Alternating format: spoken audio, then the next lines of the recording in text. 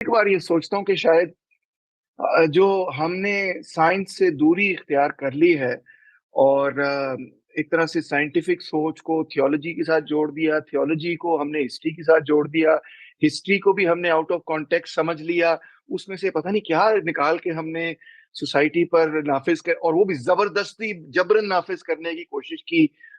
तो मुझे तो यही महसूस होता है कि अजीबोगरीब हमने कोई खिचड़ी सी बना दी है जिससे कोई डिसंटेंगल करना बड़ा ही मुश्किल काम है। एक मिसाल मुझे ये मिलती है कि मेरे लिए तो बड़ी हैरानी की बात है कि, और बड़ी तज्जुब की बात है कि जिस दीन ने उन लोगों को जिनके बारे में हिस्टोरियंस भी कहते हैं और हमारी अपनी किताबों में भी लिखा है कि वो जाहिल थे, अपने जमाने सबसे बड़े जाहिल थे, अपने दौर ही पूरा जहालत का था। इनफैक्ट हजूर पाक सल्लल्लाहु अलैहि वसल्लम से पहले अरबों के पास कोई रियासत ही नहीं थी, मासवा यमन में एक थी और एक और छोटी मोटी थी, बट नजद वगैरह के अंदर, डेजर्ट वगैरह के अंदर कोई रियासत का वजूद नहीं हमें नजर आता। मुईशत भी बिल्कुल प्रिमिटिव किस्म की, कोई साइंस नहीं है, और कोई लिटरेचर चले थोड़ा मोटे पोइट्री वगैरह थी, मगर कहाँ से कहाँ अरब जो है पहुंच गए कि एक जमाना फिर वो आया कि जब दुनिया के अंदर लोग ये कहते थे कि जनाब अली अगर जदीद इल्म हासिल करना है, फलसफा सीखना है, साइंस सीखनी है, इवन मौसीकी सीखनी है, ये सब चीजें सीखनी है, तो अरबी जबान पहले सीखें।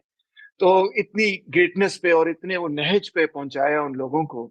और अब हमने उस सारी हिस्टोरिकल लेगेसी के साथ क्या किया, मुझे नहीं समझ आ रही। कुछ आप ही इस पे अब रोशनी डालें, इस अनाड़ी मुसलमान को भी कुछ क्लैरिटी दें कि ये मामला क्या बना कि आज मुसलमान तारीख की दौड़ में, साइंस की दौड़ में, तरक्की की दौड़ में शायद सबसे पीछे है।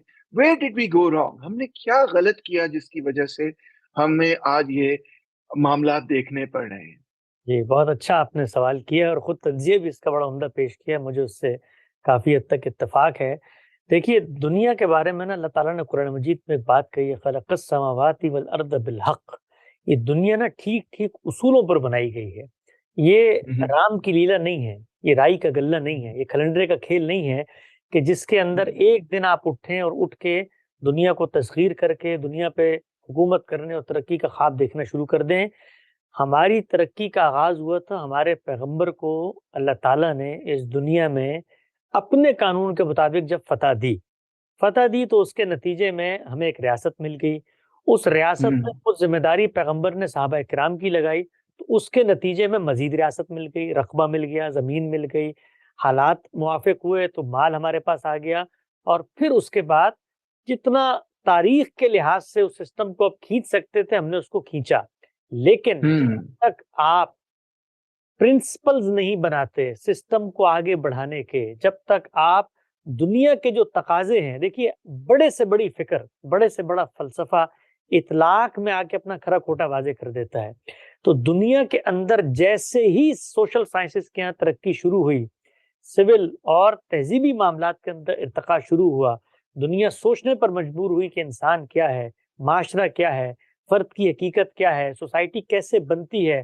सोशल साइंसेज़ का पूरा एक रेवोल्यूशन दुनिया में 300-400 साल पहले आया। इसी तरीके से इंडस्ट्री का रेवोल तो जो कुछ पाए-चोबी था, जो पहले खड़ा रह सकता था, इसलिए कि दुनिया भी हम्म, वहीं पे खड़ी हुई थी।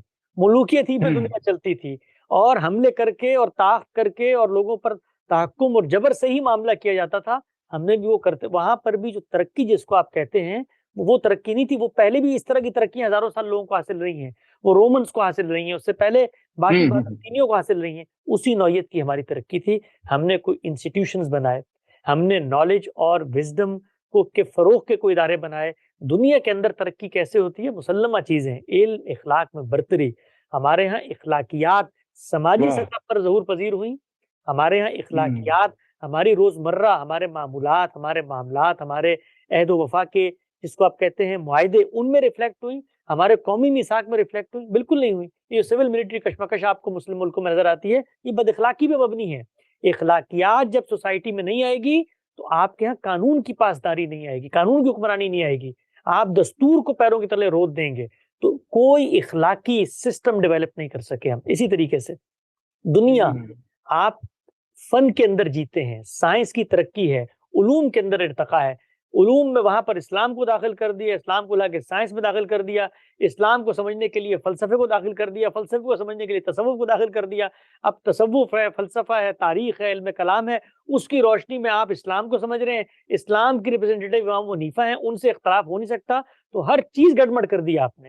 تو مذہب کو مذہب کی جگہ پر سمجھنا تھا، اس کے پروٹوکولز وہاں پہ ڈیولپ ہونے تھے کہ بھئی مذہب ہے تو ایک زبان میں ہے، تو اب زبان کو کیسے سمجھا جاتا ہے، اس کی میتھڈالوجی ڈیولپ ہونی ہے. وہ مذہب کو الگ کریں. یہ سائنس ہے، اس سے مذہب کو الگ کریں، سائنس کو سائنس کے طریقے پہ سمجھیں. آپ نے کہا یہ علوم عالیہ ہیں اور یہ علوم غیر عالیہ ہیں، اصل علم تو وہ ہے، اصل نقل میں علموں کو آپ نے بانٹ دیا.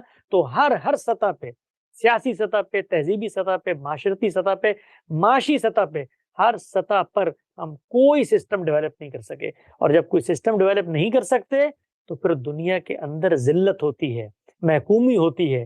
$1 ارب کے لیے بھیک مانگی جاتی ہے سڑکوں پہ اور کہا جاتا ہے ہمیں دو تاکہ ہم عالم اسلام کا قلعہ بن کے دنیا پر حکومت کریں. تو یہ وہ تضادات ہیں جس میں مسلمان ہوتے ہیں. ہم اس وقت دنیا کے اسٹیج پر ایک ذلت آمیز قوم کی طرح کھڑے ہوئے ہیں. ہم باج گزار ہیں عالمی طاقتوں کے. عالمی طاقتیں چاہتی ہیں تو ہم زبان کھولتے ہیں، ہم زبان بھی نہیں کھول سکتے. ہمارا دعویٰ یہ ہے کہ ہم اس پوری دنیا کو ختم کر کے اس کے اوپر حکمرانی کریں گے. اور جب دنیا کو ہلکا پھلکا سا بم ہمارے پہ مارتی ہے تو ہم مظلومیت کا لبادہ اڑ کے آئے تھے، پوری دنیا جی عالم اسلام کو ختم کرنے پہ تلی ہوئی ہے. تو یہ تضادات جب کسی نیشن میں آ جاتے ہیں تو پھر اس کا نتیجہ کچھ نہیں ہوتا سوائے اس کے کہ جب تک زندگی کی بھیک عالمی طاقتوں نے دی ہوئی ہے، ہم لوگ جی رہے ہیں، اس کے بعد زمین کے پیٹ سے ہمارا صفایا ہو جائے گا. ہوئے سر، آپ نے تو کمال ہی کر دیا ہے. آخر میں آ کے تو آپ نے ہتھوڑا چلا دیا. وہ فریڈرک نیچے ایک زمانے میں کہتا تھا ٹو فلاسفائز ود اے ہیمر. تو آج آپ نے بھی جو ہے وہ ہتھوڑا چلا دیا اور یہ بڑا ضروری تھا.